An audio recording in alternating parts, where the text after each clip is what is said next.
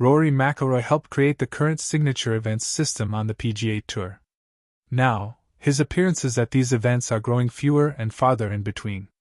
In 2023, the PGA Tour was testing what would come to be known as signature events, with Rory McIlroy among the top advocates for a format featuring smaller fields and larger purses.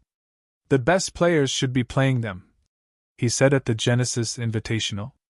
"Because ultimately, the PGA Tour needs to be built around the best players because that's what will maximize the value of the product." In the 3 years since, McIlroy no longer holds himself to the standard he helped create.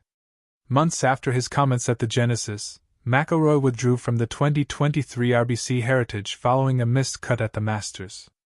At the time, the tour only permitted players to miss one designated event without risking forfeiture of money earned through the now-defunct Player Impact Program.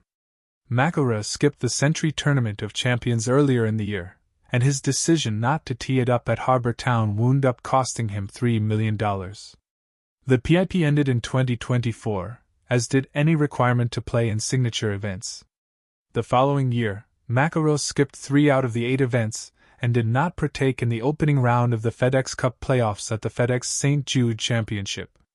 Speaking in January at the Hero Dubai Desert Classic, McIlroy gave an honest assessment of what he felt his playing schedule needed to be moving forward.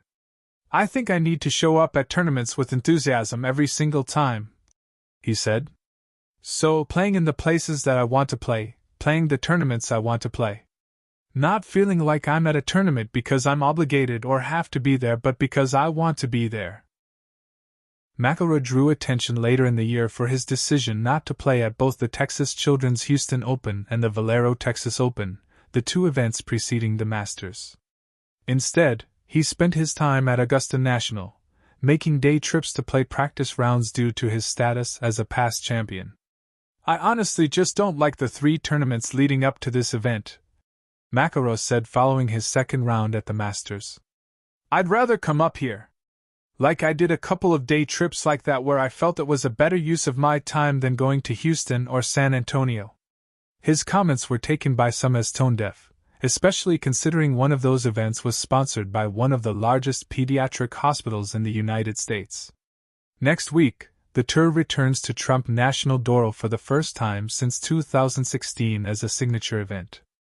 McIlroy won't be in the field in Miami, however, and has yet to play an event since his win at Augusta.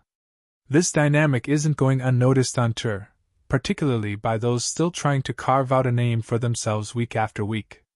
Number 43 ranked Michael Kim, currently in the field for the Cadillac, gave his thoughts on the matter through his X account Friday evening. "I hope to get to a point where I decide to skip a signature event even when healthy," Kim wrote. McIlroy is not the only player to be skipping the Cadillac, with Ludwig Aberg, Matt Fitzpatrick, and Xander Schauffele also sitting out next week. The only difference is that each of these players was in the field at the RBC Heritage, with Fitzpatrick currently holding the 54-hole lead with his brother Alex at the Zurich Classic.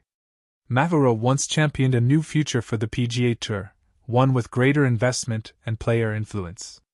Now, he is choosing to participate in it on his own terms, just as he has in the past.